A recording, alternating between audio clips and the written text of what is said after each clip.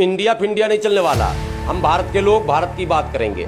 India भी ठग है और एनडीए भी ठग है के मुल्लों को काटने की बात कही। इस मुल्क का संविधान आपको बचाना पड़ेगा। आप लूटने में लगे हैं, आप पैसा भी लूट रहे हैं, इज्जत भी लूट रहे हैं, हमारा सुख चैन भी लूट रहे हैं। हाँ, आप अछूत थे। मुसलमानों की हत्या होती है सड़क पर, भीड़ में समूह मारता है, तब तुमको सांप सूंघ जाता है। बजरंग दल के कार्यकर्ता रोड पर घूम रहे हैं, ये सब चोर है। सरकार को इसका खमियाजा भी भुगतना पड़ेगा। नोट कर लीजिए, लाइव में मैं बोल रहा हूं। बदमाशी करके, संविधान को किनारे करके अधार्मिक और अशोभनीय यात्रा निकाली जाती है और फिर से उसी तरह के नारे। आज जैन का नाम जब मैंने लेता हूं तो लोग समझते हैं जैन अभी बल्ले बल्ले चल रहा। माइनॉरिटी कमीशन में यहाँ भी भारतीय जनता पार्टी की सरकार है, वहां पूरे माइनॉरिटी का फंड जो है 80% जैन खा रहा। अभी जो नेशनल माइनॉरिटी को पता है, अंजाम के बारे में बात कर रहे हैं, तो मुस्लिम समाज के ऊपर जो आया तब से जुल्म सितम होता आ रहा है। फिरौन को भी देखा, सुना होगा आपने, सद्दात को भी देखा, नमरूद को भी। छूतों को हम गुलाम नहीं बना सकते। मनुस्मृति हम लागू करने की बात कही, बल्कि मुल्लों को काटने की बात कही। क्या हो गया भाई? किसने हंगामा कर दिया? किसने स्वतः संज्ञान बता रहे हैं? हाँ, आप अछूत थे, अछूत हो नहीं, अछूत थे। भारतीय संविधान ने आपको बराबरी का अवसर दिया। अखिलेश जी के बारे में कह रहा हूं, विधानसभा में कहे थे हम अछूत हैं। आप अछूत नहीं है, थे। भारतीय संविधान ने आपको बराबरी का अधिकार दिया और उसी संविधान को मिटाने वाले लोगों के साथ आप क्यों खड़े हैं, डायरेक्ट या इनडायरेक्ट? एक यादव का बुंदेलखंड में इनकाउंटर हो गया फर्जी, आप लोगों को पता है। अखिलेश जी बाय रोड वहां गए, एक यादव का सीवान में हत्या हो गई। यादव की कोरोना काल था, लॉकडाउन था। मुसलमानों कान खोलकर सुन लो जरा, बिहार के जो हो, लॉकडाउन था। तेजस्वी ने अपने सारे विधायक को बुलाया, काफला निकाला, उस गांव में जाऊंगा, उस मृतक परिवार से मिलूंगा।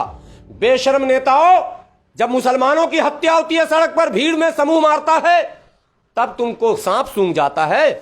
तब तुम क्यों नहीं यात्रा निकालते हो? जिस कोरोना काल में भीड़ जमा करना मना था, तुमने अपने सारे विधायकों को बुलाया। अब मुसलमानों को तो कौन सी बीमारी पकड़ी है, मुस्लिम नेताओं को, सिवाय चमचागिरी के, ये भूल जाते हैं सब कुछ। अरे भाई, ये बात कभी तेजस्वी को कान में ही बोल देते कि तेजस्वी जी वहां भी आपको जाना चाहिए, लेकिन नहीं जी। साहब को साहब ने जिस तरह से आरजेडी के लिए तन मन धन से सब कुछ लगाए, हिना साहब को भी साइड लाइन किया जा रहा। अभी लालू प्रसाद यादव गोपालगंज गए थे अपने गृह जिला घर घूमने, लेकिन शहाबुद्दीन साहब के अहलिया से नहीं मिल पाए। क्या लगता? बात निकलेगी तो बहुत दूर तक जाएगी। सिर्फ शहाबुद्दीन मरहूम की बात नहीं है। जो शहाबुद्दीन मरहूम के साथ हुआ, मैं एक बड़ी बात बोलना नहीं चाहिए, कद और पद से भी ज्यादा बड़ी बात बोल रहा हूं, अपनी हैसियत से बड़ी। खुदा न खास्ता उसी कोरोना काल में अगर लालू जी दिल्ली में मर जाते तो लाश दिल्ली में जलता या पटना जाता? मैं पूछना चाहता हूं बिहार के उन लोगों से कि क्यों शहाबुद्दीन की लाश को जबरदस्ती दिल्ली में दफन करवाया, क्यों नहीं बिहार जाने दिया? मैं मौके पर था अस्पताल में, मैंने देखा एक आरजेडी का नेता नहीं पहुंचा। सीवान के उन बहादुर नौजवानों को मैं सलाम करता हूं जिन्होंने अपनी ताकत कुव्वत लगाकर पुलिस की जबरदस्त दबिश के बावजूद, कोरोना के सारे ज़वाबित और कवानीन के बावजूद भी वहां पर अपना एहतजाज दर्ज कराया और बाइज्जत मरहूम शहाबुद्दीन साहब के जनाजे की नमाज हुई और प्रोटोकॉल को तोड़ते हुए भी लोग मोहब्बत अकीदत में जमा हुए। लेकिन आरजेडी का कोई नेता उस जनाजे में शरीक नहीं हुआ। तेजस्वी को दिल्ली में तेजस्वी मौजूद थे, ये खबर बाद में मिली, लेकिन जनाजे में नहीं आए। उनको कोरोना लग जाता ना, तो अपनों से तो कोरोना नहीं है, मुसलमानों से कोरोना। तेजस्वी जी, अगर ये शहाबुद्दीन उस जमाने में ना होते तो लालू जी 5 साल में निमट दिए गए होते बिहार की धरती पर, और वही मनुवादी निमट देते, वही ब्राह्मणवादी निमट देते, वही भूमियार निमट देते।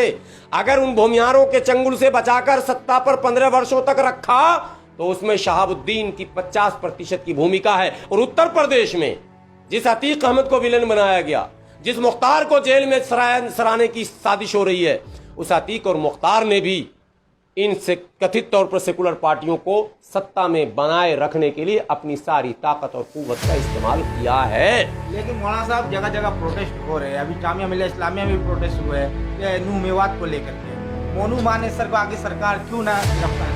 कैसे करेगी गिरफ्तार? किसको गिरफ्तार किया गया? बिट्टू बजरंगी को आंतरिक विद्रोह के कारण किया गया गिरफ्तार। बिट्टू बजरंगी भी नहीं होता गिरफ्तार, उसका वो अंडा चोर जो बिट्टू बजरंगी है, अंडा चोर, उसके साथी ने कहा, मैं नहीं कह रहा हूँ, उसके साथ बचपन में जो खेलने वाला था उसने कहा कि अंडा चोरी करता था। और मैं आपको बताऊं ये सब चोर है। 70 रुपए का अंडा। और मैं कह रहा हूं ये सब चोर हैं।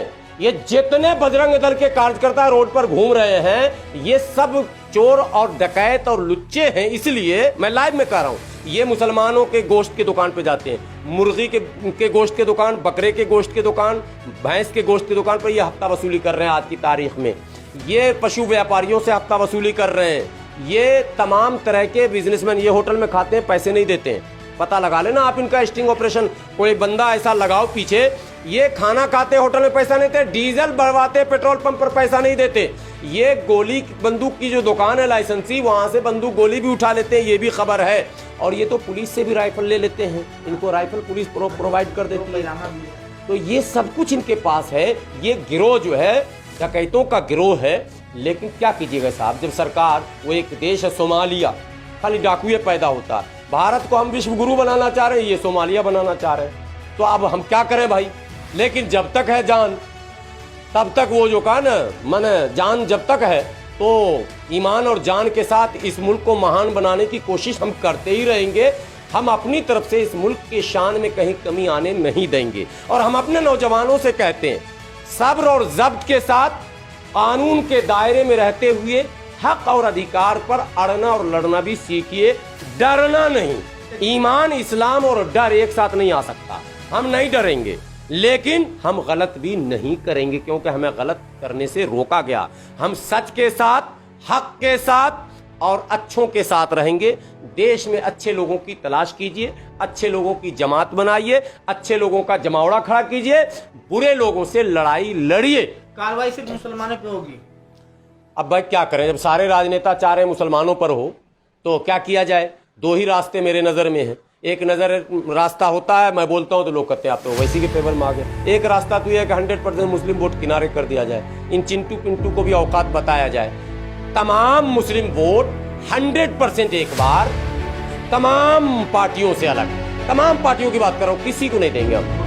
नोटा पे डाल दो, नहीं तो फिर अपने पार्टी जो है अपने क़यादत की उसको दे दो। डॉक्टर अयूब अंसारी की पार्टी है, ओवैसी की पार्टी है, बदरुद्दीन अजमल की पार्टी है। प्रधानमंत्री मारो ना गोली जो ऐसे कौन हम बना रहे हैं प्रधानमंत्री? राहुल प्रधानमंत्री बन के कौन हमको जन्नत का सैर करा देगा? और इससे पहले नरसिम्हा राव ने कौन सा हमको सैर करा दिया? और 10 साल फिर जब बात खुलती है फिर चलने लगती है। 10 साल 2002 में गुजरात में दंगा हुआ, आप समझिए, आपके व्यूअर भी समझे। 2002 में गुजरात में दंगा क्यों हुआ? आरोप यह था कि साबरमती एक्सप्रेस को गोधरा में आग लगा दिया गया, उस बोगी में जिसमें राम भक्त थे। ठीक है, तो ये मुद्दा था। वो तमाम वीडियोस वायरल हुए।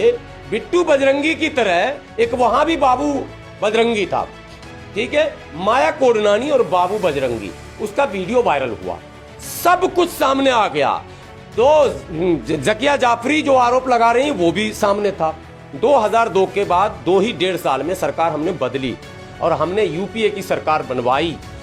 10 साल तक कांग्रेस के नेतृत्व में यूपीए की सरकार थी, सिर्फ कांग्रेस की नहीं थी, उसमें लालू जी भी थे, उसमें मुलायम जी भी थे, उसमें माया जी भी थी, उनमें ममता जी भी थी, उसमें शरद पवार भी थे। तमाम दल के लोगों का मिला जुला यूपीए था, यूनाइटेड प्रोग्रेसिव अलायंस। और 10 साल साहब, कितना? 10 साल सरकार रही। आपने गोधरा कांड का सीबीआई जांच कराया? ट्रेन में आग किसने लगाई थी? मुल्क को पता है क्या? कमेंट बॉक्स में जरा लिखो, मैं भी जानना चाहता हूं। गोधरा में उस ट्रेन को आग किसने लगाई? उसका नाम सार्वजनिक क्यों नहीं किया गया? 10 वर्षों की निकम्मी सरकार ने गोधरा कांड के षड्यंत्र करने वालों का भी पर्दाफाश नहीं किया, गुलबर्ग सोसाइटी में आग लगाने वालों को भी गिरफ्तार नहीं किया। और हमारी वो बहन जो अभी भटक रही है, जो जिनके बिल्किस बानो, जिनकी निगाहों के सामने उनकी जवान बेटी के साथ बलात्कार हुआ, कई औरतों के साथ बलात्कार हुआ और सबकी हत्या कर दी गई। आज वो कह रही है, कांग्रेस से कह रही है, सरकार 10 साल आपकी थी। जिस ईडी और सीबीआई के दुरुपयोग का आरोप आप भाजपा पर लगा रहे हो, उसी ईडी और सीबीआई का सदुपयोग भी कर लेते, अगर मैं दुरुपयोग नहीं कर रहा हूं, सदुपयोग भी कर लेते, तो शायद ये मुजरिम आज सत्ता के शिखर पर नहीं होते। तो ये लोग जो सत्ता पर हैं, इनको लाने वाले लोग वो लोग हैं। इसलिए मुसलमानों के पास एक रास्ता है कि अपना वोट एक बार 100% अलग कर लीजिए। एक मिनट, 100%। वो रास्ता तो निकाला ना इंडिया अलायंस। नहीं, इंडिया नहीं चलने वाला। हम भारत के लोग भारत की बात करेंगे, ठीक है। इंडिया बना लिया, कुछ भी ठग रहा। फिर मुसलमान को इंडिया से भी अलग होना है, एनडीए से भी अलग होना चाहिए। मुसलमान को एक बार अलग करना पड़ेगा। सेकुलर पार्टी दो रास्ते में बता रहा हूँ, आप एक तो क्लियर होने दीजिए ना। मुसलमान के पास दो रास्ते, एक तो पूरा 100% वोट अलग कर लीजिए, ना आप कांग्रेस को दीजिए, न सपा को, न बसपा को, न आरजेडी को, न जेडीयू को, न टीएमसी को, न पीटीटी, न टीटीपी, न सीपीएम, न सीपीआई, भाकपा, माकपा, साकपा, राकपा, किसी को नहीं देना, ठीक है। अलग कर लीजिए। दूसरा रास्ता, सबके सब भाजपा को वोट दे दीजिए। दो ही रास्ते हैं, सब सीधा हो जाएगा, टकुआ हो जाएगा। ये नाक लंबा वाला जो नेता है ना यूपी में, आपका कहने वाला दो ही रास्ता है। दो ही रास्ते हैं। भाजपा को 100% भाजपा हमारा दुश्मन नहीं है। वोट, ये खेल वोट का है।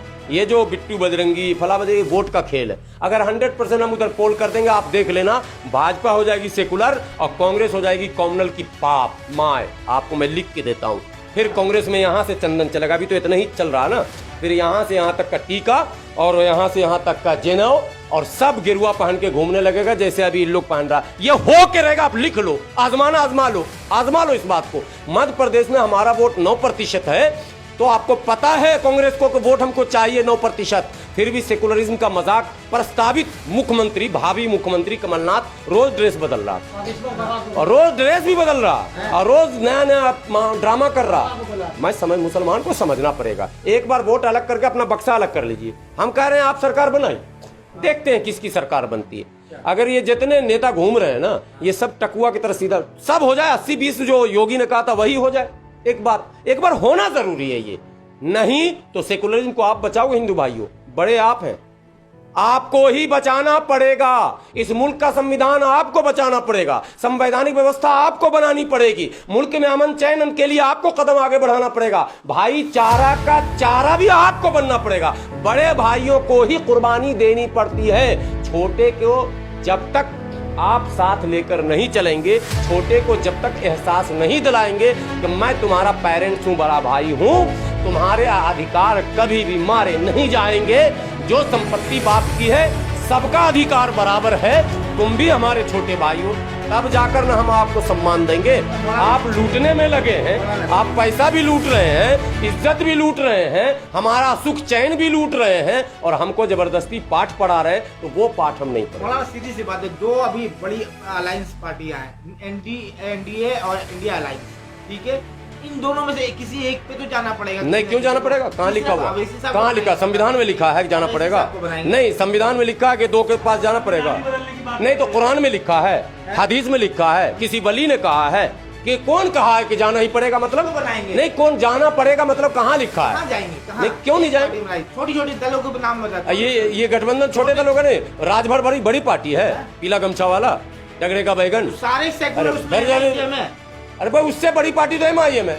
राजभर से बड़ा गठबंधन तो वहाँ पीस पार्टी का है आज भी। राजभर की बात ही कौन? इंडिया और एनडीए की बात हो रही है। मैं यही तो कह रहा हूँ आपको, यही तो मैं समझा रहा हूँ। इंडिया और एनडीए दोनों को मैं रिजेक्ट करता हूँ। मैं भारत को समर्थन करता हूँ। भारत शोषित, वंचित, पीड़ित और हाशिए पर जिनका अधिकार छीना गया, उनका एक समूह है। देर सवेर इंशाअल्लाह देश के लोगों को मैं आह्वान करता हूँ, इंडिया भी ठग है और एनडीए भी ठग है। वहां भी शोषण है, यहाँ भी शोषण है, वहां भी अपीजमेंट है, यहाँ भी अपीजमेंट है। इसलिए इन दोनों से आपको अलग होना पड़ेगा।